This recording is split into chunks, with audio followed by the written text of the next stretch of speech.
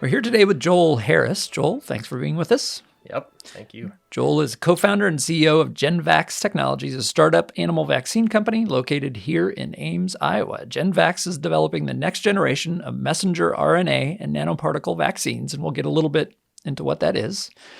But this isn't your first go-around. You and your co-founder, Dr. Hank Harris, your dad, co-founded Harris Animal Vaccines, 2006, and developed the first commercially available messenger RNA vaccines in the animal health business. Yep. And sold that to Merck Animal Health in 2015. In 2016, we started working together on founding an agtech fund called Ag Startup Engine. And so you are executive director of that fund and work as part of the many hats that you wear on that as well.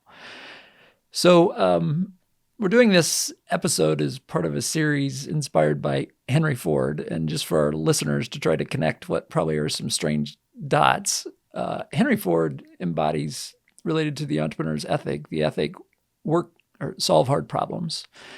And so 120 years ago, solving mechanical problems like the internal combustion engine and what became an affordable automobile, the Model T for Henry Ford, had a whole bunch of really serious hard problems. Mm-hmm.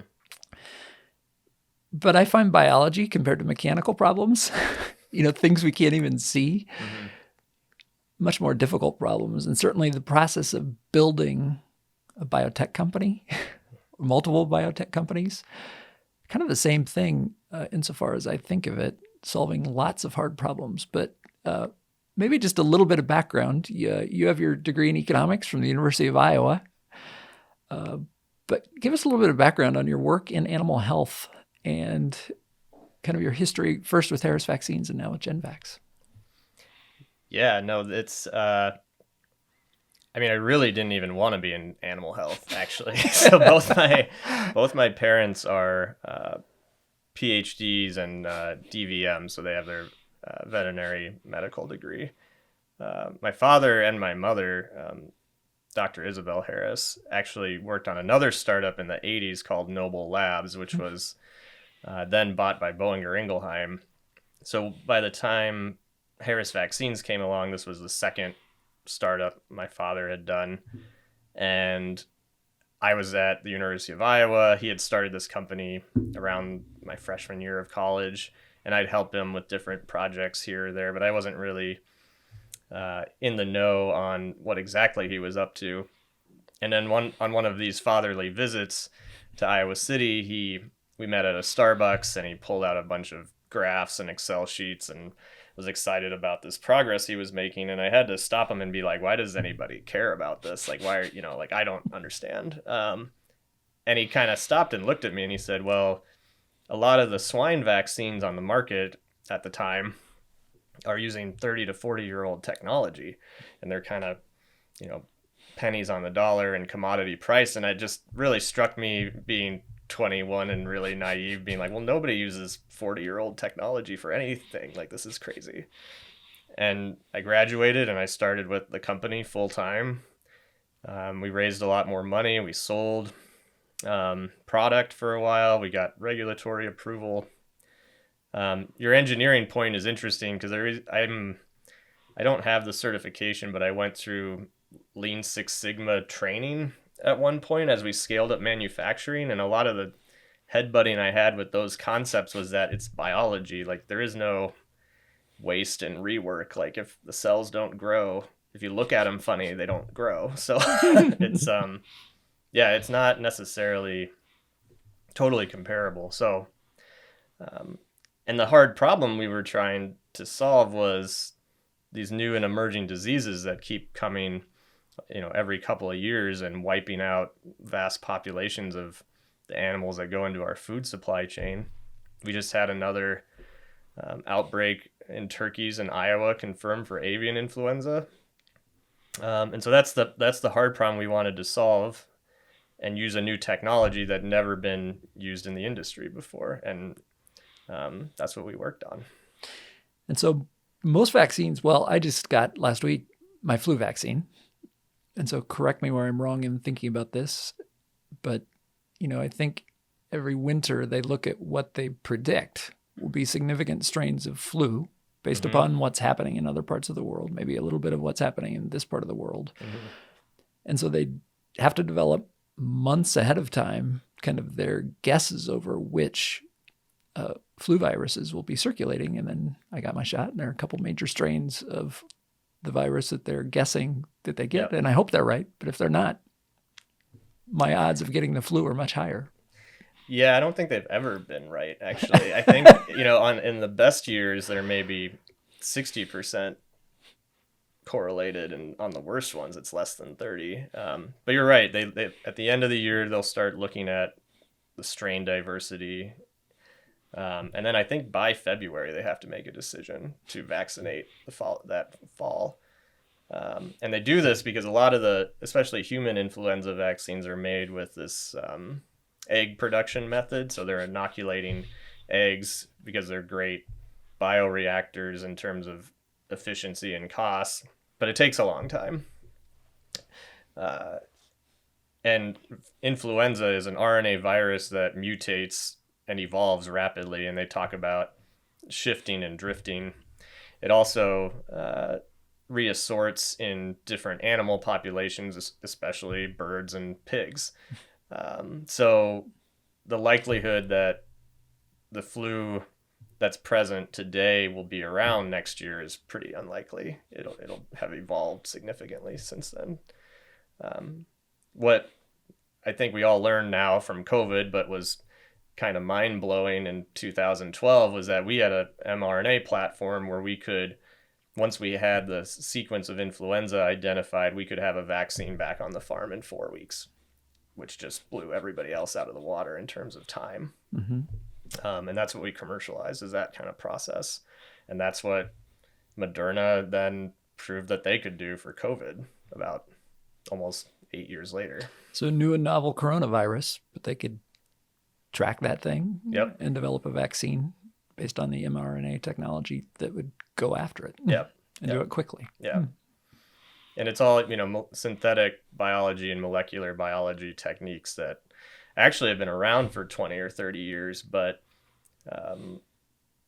you talk about the challenges that startups have. If I take a step back, like just in general, a lot of the challenges startups have are capital, first of all, like getting funds, customer adoption, and whether they have a brand or whether there's this willingness to pay for that new technology. And then the third one I would say is regulatory. But now in this modern day of age of consumer perception and consumer input on food, it's regulatory and consumer preferences. So like those are huge hurdles for anybody to undertake. And that's usually what a startup goes through. And so what did you learn the first time around? And maybe we'll come to a more recent context, but the first time for getting vaccines approved, because you've got a novel platform for developing vaccines. Now that's good news because you can develop a specific vaccine better, faster, cheaper. But regulators haven't seen it before. Right. And so do you have to train regulators? Are regulators trainable? It's fascinating because my father went to... So the USDA Center for Vet Biologics regulates animal biologics. And this is kind of a misconception that FDA controls like food and drugs in animals. So some things that go into animals, but all vaccines fall under USDA's purview. And their mandate is to, from the Virus Serum Neurotoxin Act of the 80s, is to safely bring products to market. Like they want to bring solutions to consumers and producers and everything.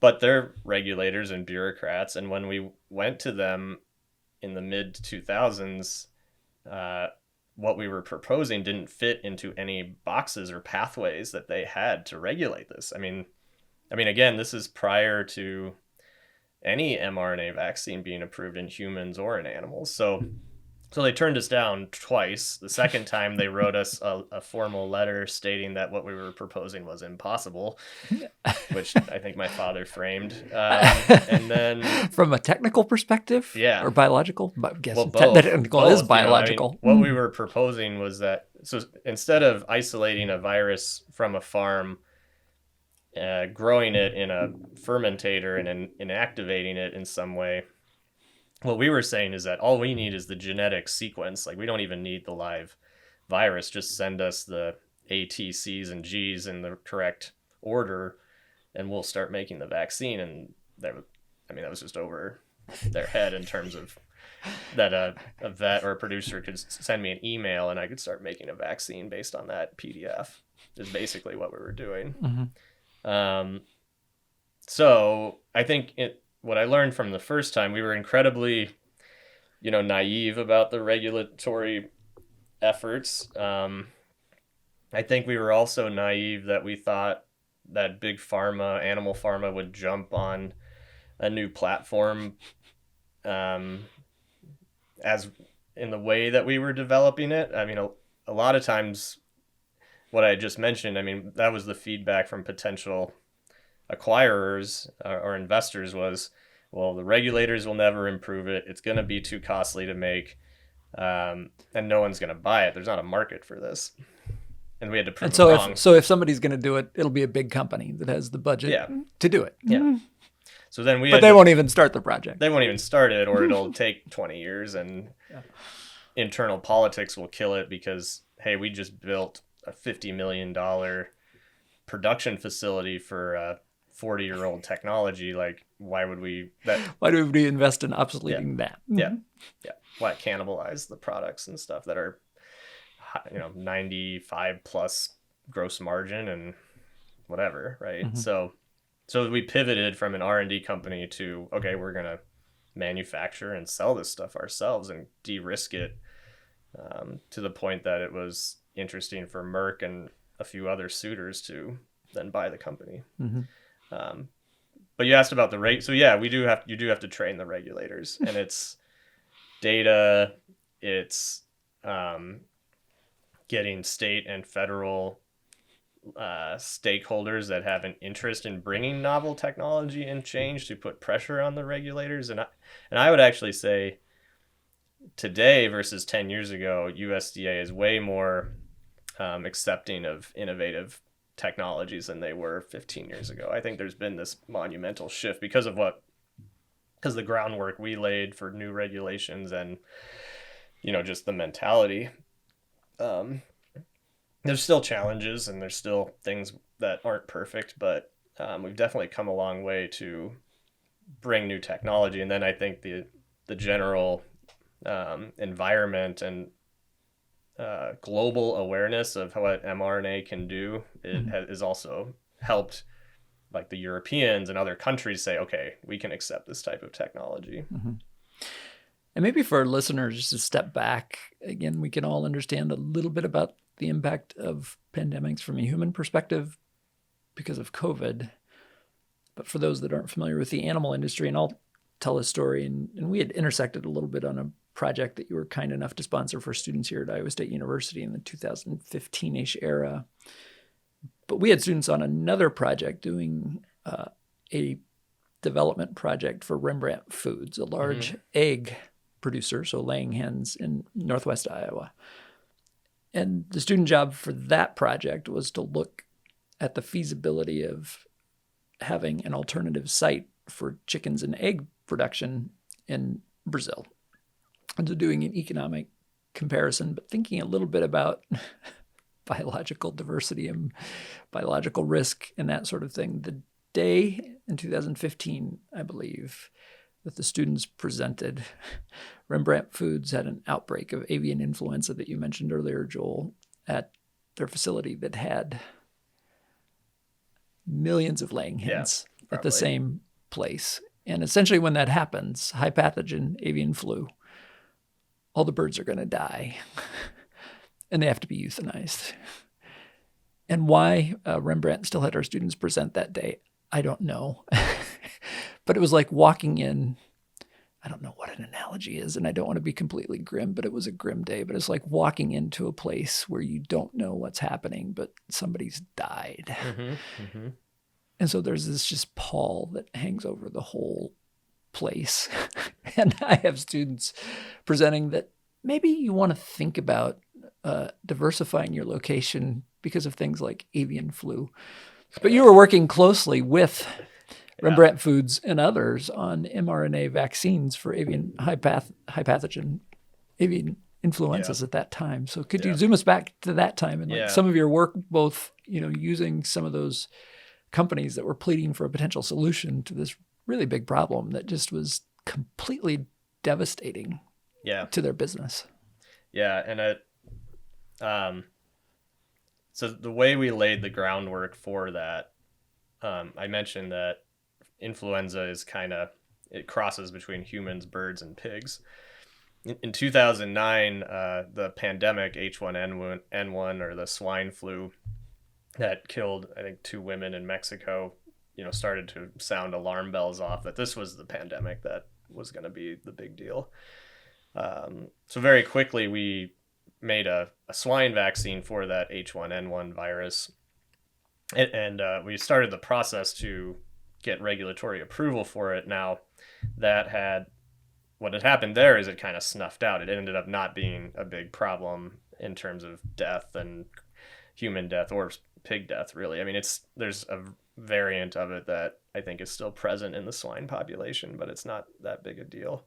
I mean, it is in terms of the general influenza impact on swine production. But so when avian influenza happened, we had a vaccine in a couple weeks. We supplied that. We got stakeholders involved like Rembrandt and at the time Iowa Secretary of Ag Bill Northey and others like, okay, this is really bad. We need to have some other preventative measures. We gave that experimental vaccine to USDA ARS in Georgia to evaluate it. So we didn't even evaluate it. We just gave it to the government and they proved it highly effective after 1 dose and gave us a conditional approval for that vaccine in 2015. And we made 50 million doses of it. And then it sat in a freezer, basically. And everyone's listening might be like, well, what do you mean? So we have the technical abilities to solve these problems, and then you run into a political and trade issue that if you vaccinate for avian influenza, you're basically saying it's endemic in the country and other countries will stop importing your poultry and egg products. So now we're going through another it's almost 3 years of avian influenza now since the 2020 outbreak. And you have continents like Europe that are saying we're going to start vaccinating because we can't keep killing all these birds. I mean, it's bad from a farm's perspective, obviously, to lose tens of thousands, hundreds of thousands, millions of birds. But these issues impacted a consumer perspective in the pocketbook. Yep. With egg prices tripling or quadrupling at certain times. Yeah. Well, and I think it's a lot for COVID and other reasons. I mean, the food supply shortages, and inflation now and all these, I mean, it's become a lot more visible, the impact of avian influenza and bird flu. And, the thing that I think, I mean, you talk about being grim, but the effort to euthanize millions of birds is very grim, but not in the public frame. I mean, you can imagine it, but no one sees it. Yeah, and there's the perception that, people that have birds in these facilities, like there's something anti-humane about it. But then you watched these farms have to euthanize birds and the despair, both on the front lines and even people in the offices, that didn't have to do it, but people quitting their jobs because they just couldn't do this. Yeah. Well, and so that's not the only threat that we're up against. So at GenVax, we're we have an avian influenza program, but we also have an African swine fever and foot and mouth disease program, which if you don't know, is very fatal and would cause the same scenario in pigs or cattle. And the mass culling of pigs and cattle is something that you can't hide in a barn, and this will be in the forefront of newspapers and media and and anti-farming coalitions and whatnot. And so we need to think about, there's three really prongs of this: is preventing it to coming into the United States, and there's a lot of surveillance and a lot of efforts to keep those foreign animal diseases out of the U.S. There is going to need to be some sort of containment period of time. And everyone knows there may need to be like a vaccination or eradication protocol at some point, but there's still that kind of political incentive not to do it. And so I think that's what we need to get over, because otherwise we'll be in this scenario that we are with bird flu, where we're just continuing to mass cull animals. And I don't think that's sustainable from a food supply chain and also a public outcry. I mean, it's awful. I mean, we'll get to more optimistic scenarios, but African swine fever breaks, and we can just base it upon where it's happened in China, in Russia. We have way less than complete information from those places. But I think it's easy to say that 40 to 50% of pork herds got taken out in a very short period of time. Yeah, at least half of China's pig population is gone, I would say, or being rebuilt, and probably worse than that. So, they estimate it could be $75 billion on the swine side, and another $150 billion on the cattle side if FMD were to come at the same time. So it's when you talk about hard problems, that's a hard problem. There's vaccines for foot and mouth disease but they have to be made in other countries. You can't make it in the United States. There may be some hope for some traditional vaccines in African swine fever, or kind of gene knockout vaccines. But even those have limitations on use. So that's what we're working on for that, is that because there isn't really a widely accepted vaccine for African swine fever. Mm-hmm. So you've, to do your work at GenVax, a pre-revenue company. We burn cash, basically. You essentially burn cash. So, and startups in technology usually have that proposition. There's going to be some amount of time for burning cash before there's revenue. But there's no class of tech businesses like biotechnology, like GenVax, that have a longer period of burning cash to figure out if they can create solutions that will be technically feasible. But even if they are, if you can get through these other significant problems that need to be solved of regulatory approval, consumer acceptance, trade issues, political, it's a Venn diagram. And scale. Yeah, and scale. But you've had, just as one example, the fund set up by the Iowa Corn Growers Association investing in this. Again, for our listeners that don't come from agriculture, they might be like, why would an association that represents corn growers be interested in investing in a company that's trying to, as one of its solutions, solve African swine fever in the swine population? Yeah.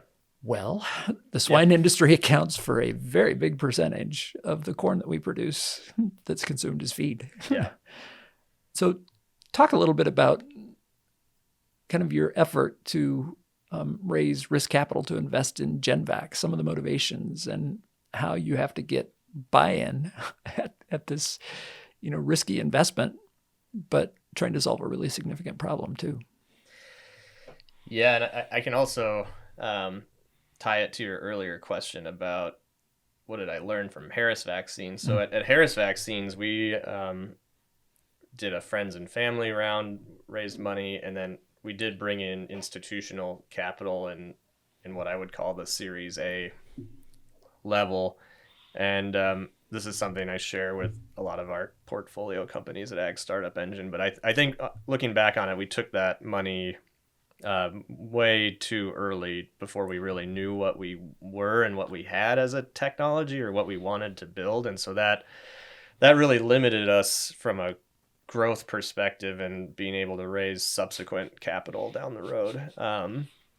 So there is such a thing as raising too much money? Yeah. Or maybe the wrong kind of money? Or the wrong kind of money. Yeah. But I mean, I would argue too much money too. So, so learning from that, I mean, what I wanted to do was go back to our initial investors at more on the angel side that had supported Harris vaccines, and we had given them a return. And so that was actually a pretty easy conversation to have. Mm-hmm. But when, once we had gotten things going and a little more traction, you know, we got some non-dilutive grant funding from the government to work on these issues, get the facility, the team together. What I was really interested in is, yeah, like you said, like what happens if ASF comes in the United States and who's impacted by that? So there's many inputs into the food supply chain, like you said, with the corn growers with feed. There's other things, not just vaccines that go into this, but antibiotics, there's nutritional products, probiotics, etc. And then you have the packers and the CPG packaging companies that if pig supply goes down, they can't make their sausages and what else. And so what ended up coming together is there's a company out of Indiana called United Animal Health, which is like a fairly, they're a global company and, privately owned still, have no vaccine products, but have other products that go into swine production and feed mills.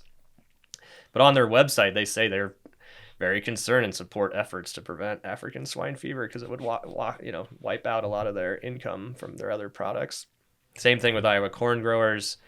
And then one of the final stakeholders that came into the round was Johnsonville, the brat company, because again, they don't have any necessarily expertise around biological vaccine development, but are very incentivized for proactively investing in solutions. And it's going to take more than just GenVax. I mean, there's other things we need to bring together to prevent this. But having these people on the cap table, to go back to the Henry Ford thing, gives me a way more diverse sounding board for building a company and a culture and commercialization and global commercialization and scale that I appreciate, as opposed to maybe a venture capital firm that is focused on quarterly goals and trying to tell me how to build a R&D team, right? Mm-hmm. So, Mm-hmm. Let me do what we're good at, and then surround myself with people that are smarter than me in areas that I'm not, and then I think we can all build something better together. Yeah, so for a lot of entrepreneurs listening who've struggled to get anybody who might be interested in investing in their company, it's understandable that they would have a hard time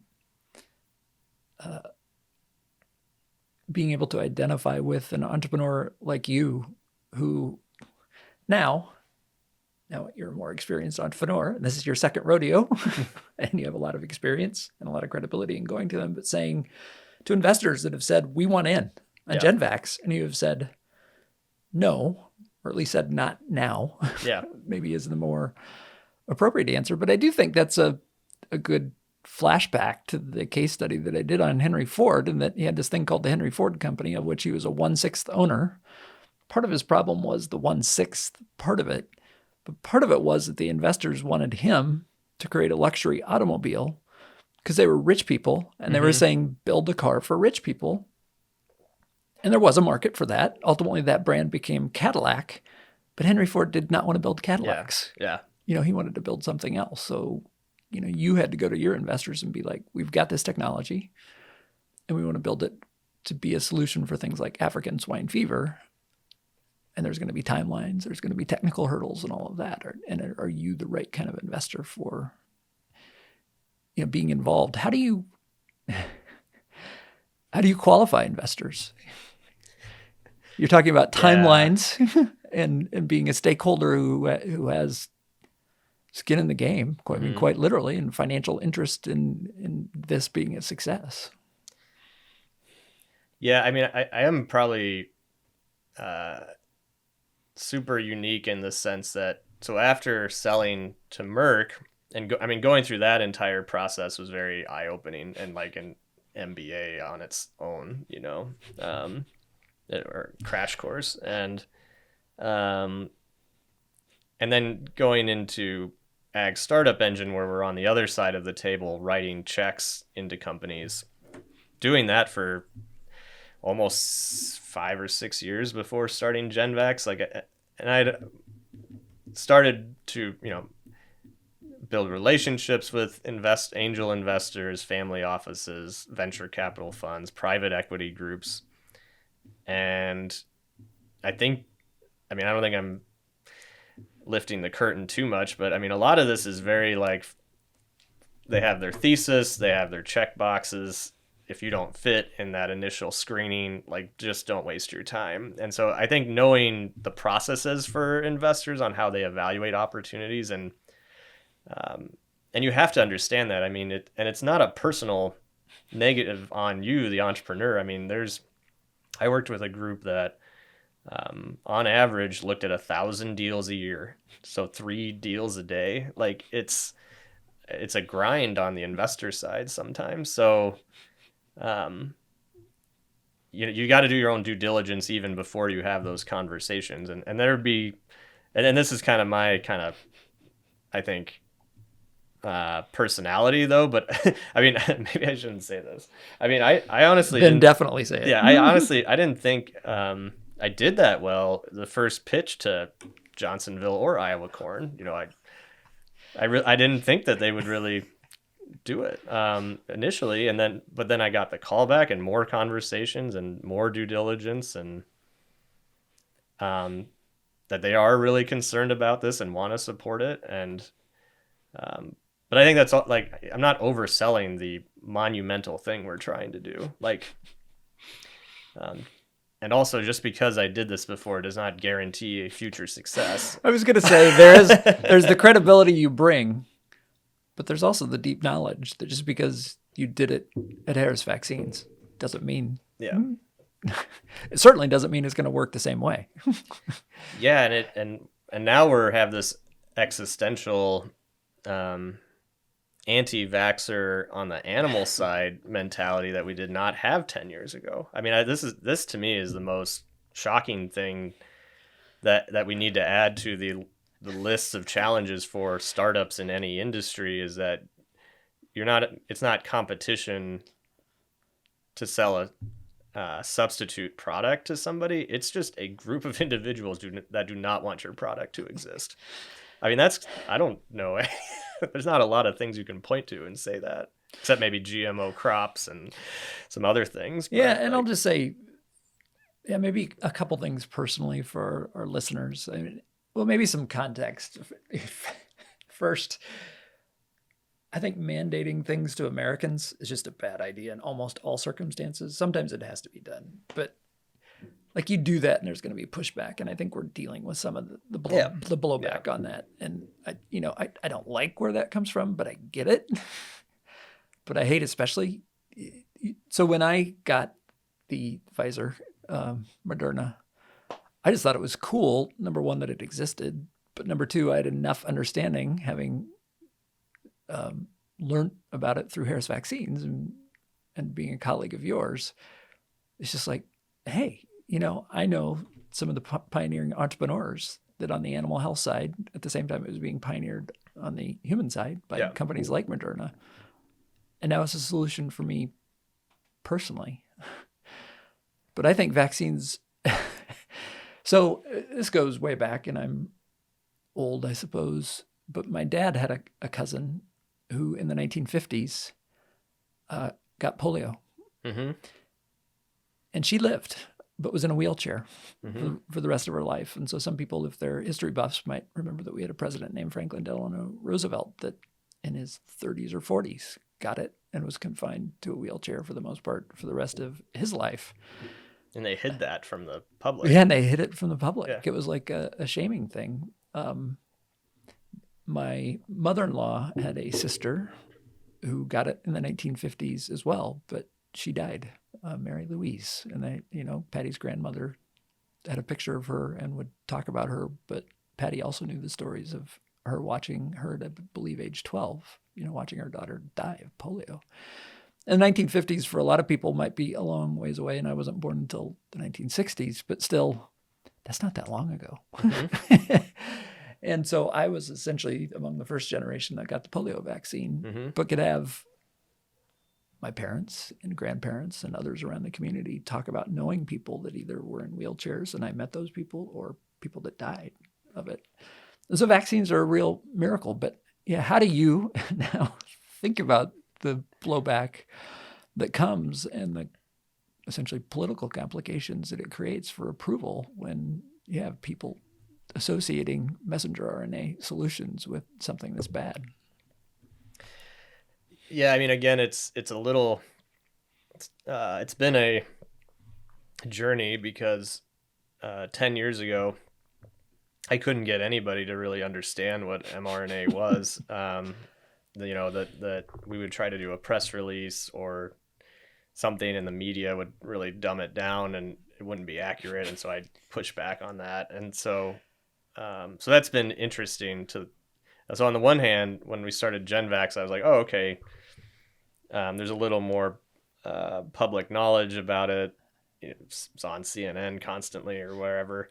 And then more recently, I think there's just been this realization then that we've been using this technology for over 10 years in animals, and that, prior to whatever administration is currently, it's gone through USDA rigorous regulatory review. It took us 5 years to get the first product approved, and then it wasn't until 4 years later that the whole platform was approved for use in swine. So you're talking like almost 10, 15 years or 10 years to get that initial approval. And then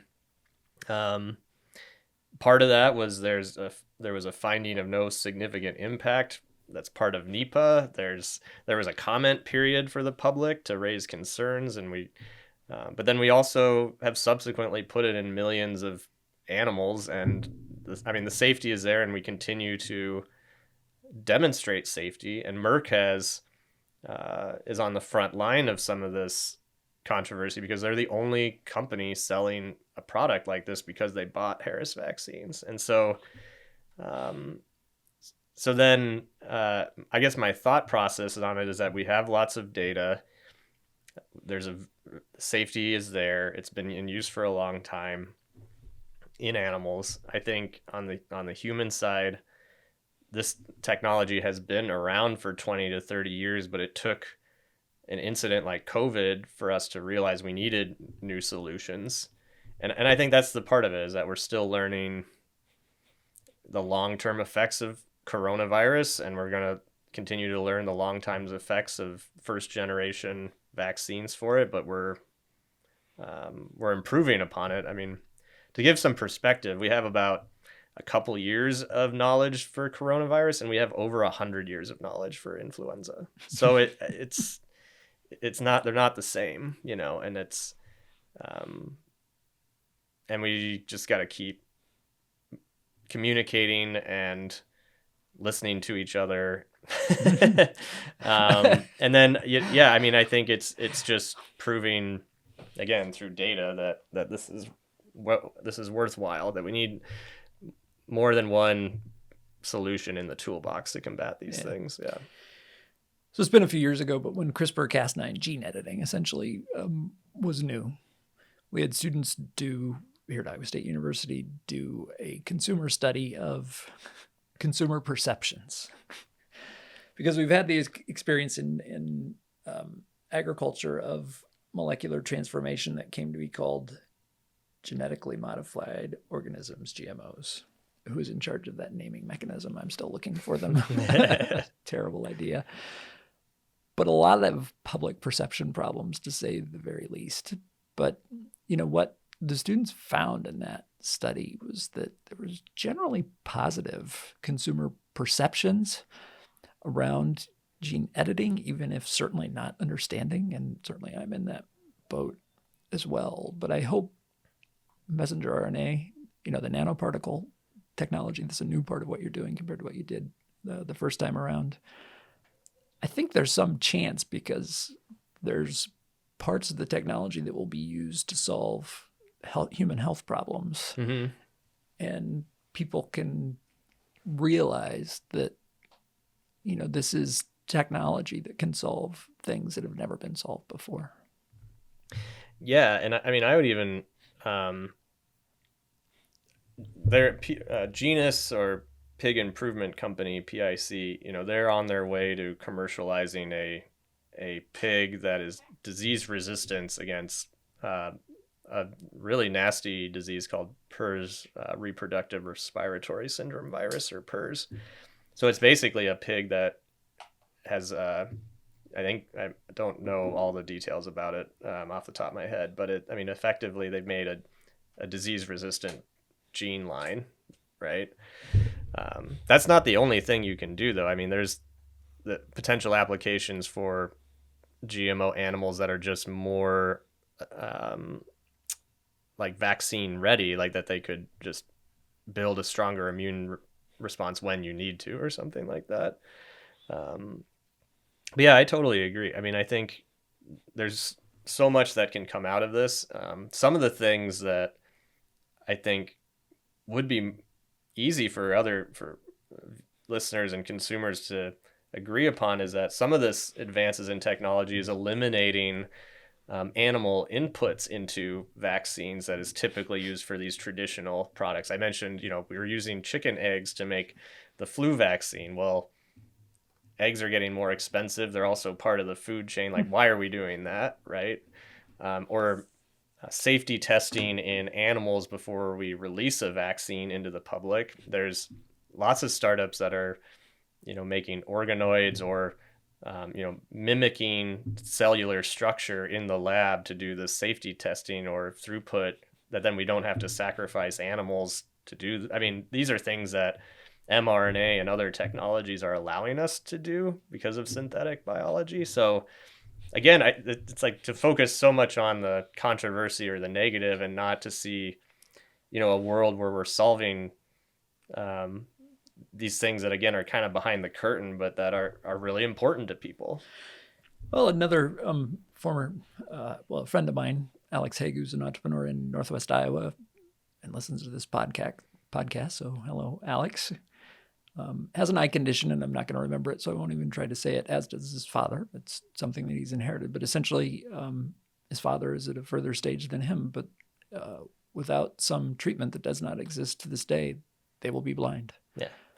And at the University of Iowa, your alma mater, there's a group working there with a synthetic biology solution to this. And who knows, but Alex certainly is hoping within 5 to 10 years, yeah, there's a solution where you essentially get eye drops and you are restored.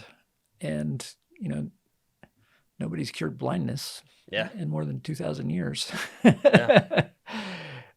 But there is Jason Ross, our chair of the Department of Animal Science here at Iowa State University, has said there's research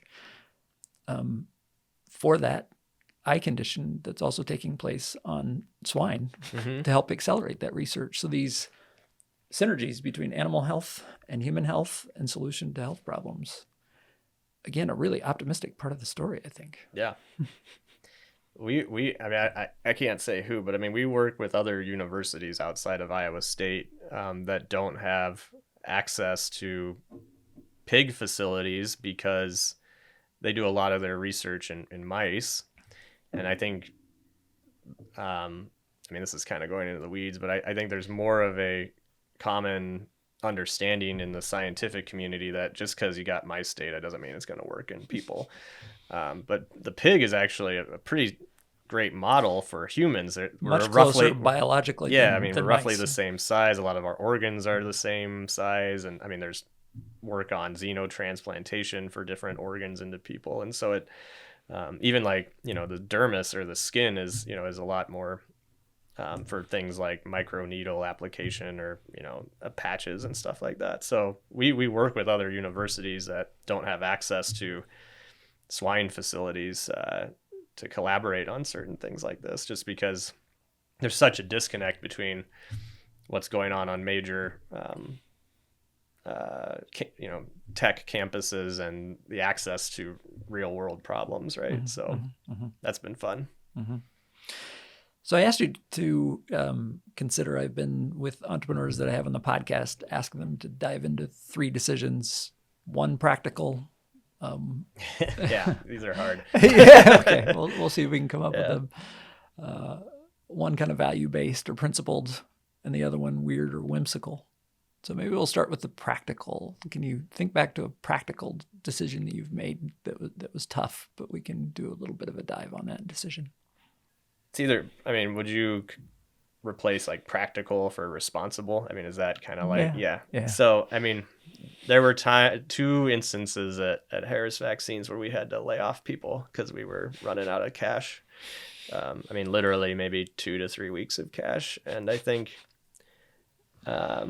although it was practical and the right thing to do, like I still am bothered by those conversations because it's different than when you let go of people for performance or issues, right? These are people that aren't doing anything wrong. It's that you just don't have, but it's more responsible than continuing to run the venture and not pay people, right? So so I think about that. But it's hard in that situation as a leader of the company not to say, I bear responsibility for having 3 weeks of cash left.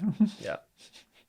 It's also it's impacted me in GenVax because I am like hyper aware of our cash position and our burn, and even our lawyers make fun of me sometimes because I'll call in a panic and they're like, you have 12 months of runway. Like we're not escalating this to a real problem, So, but that's what it ingrained in me though, is that I don't want to be in that situation. And I tell that to our startups, right? Is that if you have less than 3 months of cash, you need to be telling us and we need to have a plan because 3 months is going to go by very quickly. So yeah.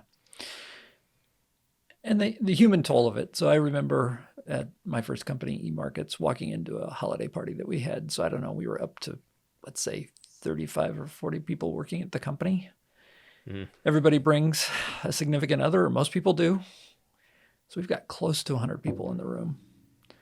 And you walk in, and my first thing is, this is going to be an expensive night. Yeah. It's going to be a nice holiday party. But the other is the weight of responsibility that half the people in the room are dependent upon a paycheck coming every month, and things are okay at that point. But in any early stage company, if you answer yourself, I'm in a good place today, you know that may not be the case next week or certainly next month. So how do you process that sort of human element of the responsibility and then, having the experience or the decision of just having to bring somebody into your office and say, you've done well enough, but this is your last day at the company.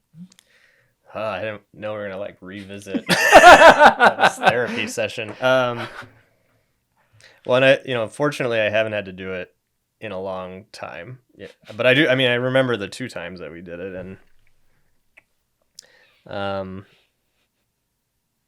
I think it's maybe how I think about any hard conversations that need to happen. It's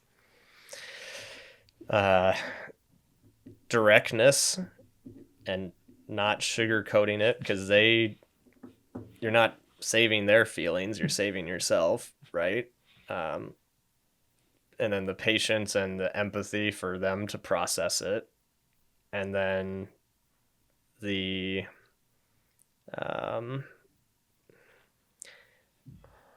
and then I think you got to kind of move on from it as quickly as possible. You do your best to, hopefully you can do some sort of package or some sort of transition, but it's almost worse if, I think,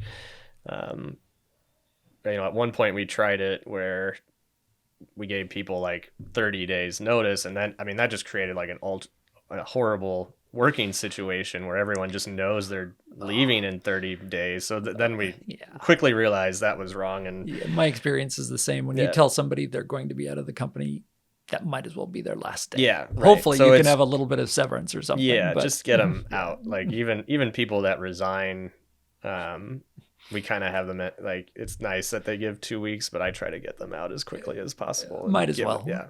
You need to find somebody else, and their mind is elsewhere. Yeah. So it's hard to do, but it's responsible. It's practical. They'll be fine. If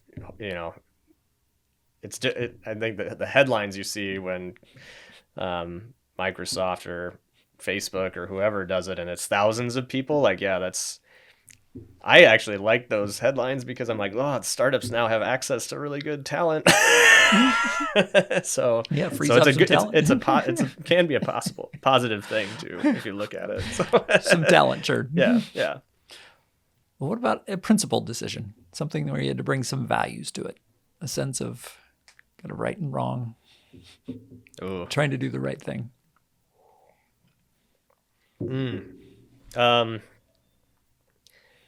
Well, maybe I'll answer that in kind of one of my biggest regrets that I didn't do, that I wish I did. So, because it should have been. Okay. So, the company is growing very quickly. Porcine epidemic diarrhea had come into the United States, and we were the first company to come out with a vaccine for that. Funny enough, it's a coronavirus that affects pigs and kills, has a high mortality rate. It was my first education on what a coronavirus is. Yeah. So, high growth company. It was very quickly because we had the first generation vaccine out, and maybe even 6 months later, we had a second generation, like an improved vaccine, come out. Even so, so we had some, early adopters and then some laggers. And there were these large companies that kind of begrudgingly decided to start vaccinating and had the first generation product. And there was this overlap where we released the second gen. And so I had this conversation with our, basically our head of sales, who the customer was basically asking to, return the first generation and exchange it for the second generation, which would have been a huge amount of money.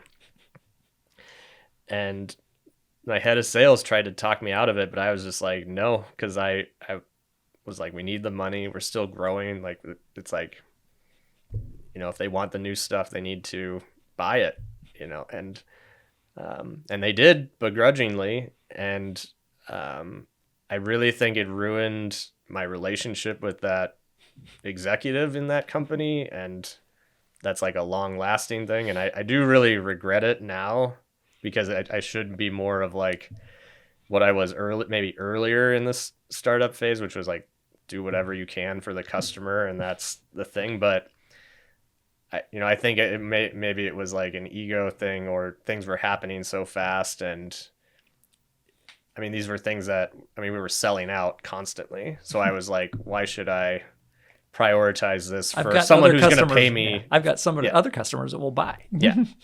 And so I wish I had listened to my former head of sales, Mike Zoomer, actually, who passed away recently. I think about that a lot, that he was right and I was wrong, and that I wish I had done that. Well, it's an old saying, the customer is always right. But when you're in the seat of selling to people, and you're in high demand. The consumer is not always right. And especially, even in not a business to business, especially a consumer facing company, will people try to return products in circumstances that are dishonest, lie about? Yeah, all the time. But companies that just say, okay, I'll exchange that, or whatever. Oftentimes that is the better philosophy. Although, Yeah, it is tough financially. Well, and also the type of product. I mean, once we Yeah. deliver on a farm, like it's not coming back. Like we're not taking You it. can't Like, do anything with it. they'd be like, oh, like what do we do with this? Should we ship it back? I'm like, no, just pour it down the drain. Like this is not coming back to us. For biological security reasons and safe, like all these other things. Like so that's the other component to it. Yeah. Well, a whimsical or weird decision. I was gonna start, and so my father had this adage that you really only need to be right like 51% of the time to be like successful long term. So I think about that a lot. So we were approached at Harris Vaccines. We're approached by one of the world's largest shrimp producing companies in Southeast Asia. To work on a vaccine effective like for shrimp. Shrimp actually don't have a traditional immune system, so you can't really build a vaccine for shrimp. But you can build what we called antiviral molecules, which I thought sounded good. And it was great. I mean, we struggled over it because is this a distraction? But there was a lot of money involved, and we went for it, and it like really for 2 years sucked me into the world of aquaculture and traveling to Mexico and South America and Southeast Asia to learn about high scale shrimp production and harvesting. And so it's not I say so it's a decision because that money really saved Harris Vaccines during a turbulent time with just the cash that came in to support that project. We were able to continue efforts on the swine side as well. Like it kind of lifted the boat for a while. Trying to develop a vaccine for something without an immune system. Yeah, basically. Yeah. That was really like, it was kind of related to what we were working on, but it was really different in terms of how you apply it, how you service it, how you develop it. But again, I mean, if we didn't do that, I mean, we were, going to have to be subsidized elsewhere to keep the thing going. So it was a project that was worthwhile. We got some patents out of it. Some students got publications out of it. It ended up not working at all, which was disappointing. But again, the indirect positives, were great, and the experience was great. Well, and who knows, but yeah, there's a crazy couple of entrepreneurs named Jackson Kimley and Matt Ellis that are still working on shrimp aquaculture right here in central Iowa. Yeah. And a lot around the world as well. But yeah, if you want to talk about an area of animal agriculture that struggles with animal disease problems, aquaculture is worse than about anything. Yeah. For a whole bunch of reasons. And there's a lot of similarities between how we raise pigs and how we raise shrimp, which is, which is fascinating too. The same practices and growing cycles and everything. So, well, why don't we wrap up our conversation, Joel, talking about community and, again, reflecting just a little bit back on Henry Ford in Detroit 120 years ago as he's a entrepreneur in his 30s working on things. He's one of many people in Detroit working on what became the automobile. And Detroit became kind of the Silicon Valley of the automobile industry for a long, long time. And of course, still has a lot going on there, but a lot of things haven't worked as well in Detroit. But I think about it from a couple of different perspectives. We can think about it from an animal health perspective that Hank Harris was a part of Noble, you mentioned, and then they were purchased by Boehringer Ingelheim. Today, about a mile from where we're sitting, is the Iowa State University Research Park headquarters for Boehringer Ingelheim, a global animal health firm. The world headquarters for Harris Vaccines in the research park has a nameplate of Merck Animal Health, another global animal health firm. And then just across the street from that now is the world headquarters for GenVax. for all 8 employees. For all 8 employees. But that's today. Today. Yeah. Tomorrow, I'm sure many more than that. And so there's just a lot going on here. The animal Disease Center is located here in Ames. The Center for Vet Biologics for USDA is in Ames as well. Yeah. So you get this sort of clustering effect. And then, our work together in Ag Startup Engine. When one of our portfolio companies, Performance Livestock Analytics, sold for Zoetis, which is a whole nother story. But we got a lot of calls as investors in that company from other ag tech investors like, that was a good investment, wasn't it? Yeah. Yeah. And you've invested in a lot of other things related to animal health. How come? Yeah. Well, there's a lot here. Yeah. There's a lot of problems in animal health that need to be solved, a lot of hard problems. So that's part of it. But whether it's in animal health or elsewhere, I think part of what we've been able to do is invest in entrepreneurs that do good work. Yeah. So that's the first thing. But those entrepreneurs support one another. So we've gotten investors, sponsors, and others that are builders, founders, roll up your sleeves sort of people. But can you talk about how you think about community and, what's went well for us trying at least to build a community that's a vibrant entrepreneurial ecosystem, and also what work we have left to do, because there's much further to go, I think. Yeah, I mean, I think I first realized some of the value at Harris Vaccines was just the talent that was coming out of Iowa State University. We also have the veterinary college is also getting a huge expansion. The veterinary diagnostic lab is very important in terms of human and animal health and diagnosing different things. Support from the university, Yeah. support from the state legislature, Yeah. support from donors, support Yeah. from a lot of places for that. Yeah, so it's so that was kind of my first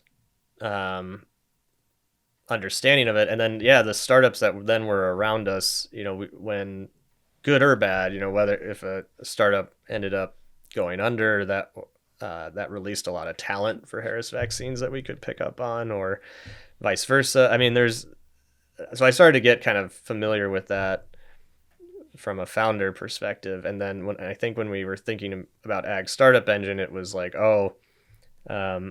here's students and young talent that want to get into this.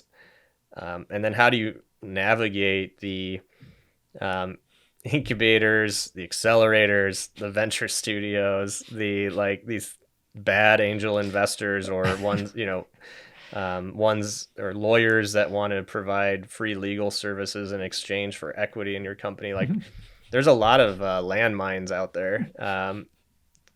And we had grown Harris Vaccines without the help of any of that. And so I know that you can do it without these programs. And so we wanted to create something that was, I think, more personable and down to earth, that talking to people face to face and sharing, what hardships they have and who they're not connected to, and if we can make those connections. And it's kind of sending the wealth elevator back down, because a lot of our companies were early investors in. Those founders are now investors in our next fund, or like Colin Hurd, who's been on here, is a director of Ag Startup Engine. So we're just kind of creating the next, wave of Steins and John Papa Johns and others that are going to do the next 100 years of investment, right? So that's kind of how I thought about it, is that Central Iowa is the place to solve agriculture problems, because this is where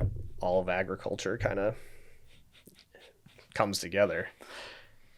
Well, I think of that. And yesterday you were quite literally on a stage at this event in Central Iowa called World Food Price. Yeah, that was yesterday. With global leaders. How big of a deal is it to have something like World Food Prize be here? But then that they recognize that founder of a biotech company in the animal health space should be on that stage as well.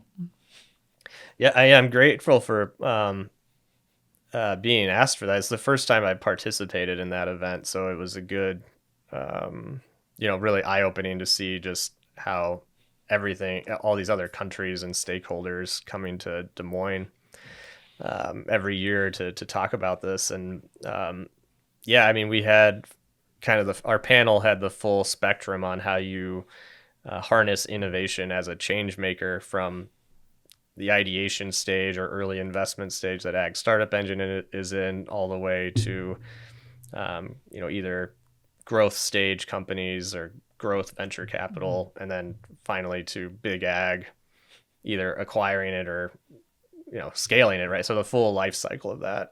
So I was excited to be a part of that. It was good. I mean, I think it was. I even tried to make it a little controversial by naming some big ag companies that could do a better job of supporting innovation for young people, because I encourage folks to take an alternative career path instead of taking the internship or entry level job at insert big ag company, that you should just go and start your own company and maybe end up working for them later. Well, I think that's part of developing a vibrant community and ecosystem, is that you've got to celebrate what works. You've got to call out what can be improved. And certainly we call out one another for what we can improve on. And there's always something. But big corporates can too. Yeah. Yep. Agriculture is an old industry, and that's good. And we do a lot of things well. But there's a lot of things we can improve. Yeah. For sure. Well, Joel, thanks for being with us today. Yeah. Is there any last thoughts for any of our listeners, or any suggestions if they are interested in getting in touch or following you related to social media or anything else? Yeah. So we have a way on agstartupengine.com that you can reach out to us. There's no application process. It's really if you can get a hold of Kevin, Colin, or I, or others in the group. It's our mystery machine. Yeah. But I'm also on LinkedIn pretty actively, and less active on Twitter/X. But I would say, LinkedIn is Joel Harris, and GenVax.com. And just to continue to send us stuff, and we'll try it, even if it's not the right fit for our program. We try to maybe pass you on to someone else that could, or just try to be helpful in some way. Well, great work, Joel. Yep. Keep it up. Thanks for having me. Yeah.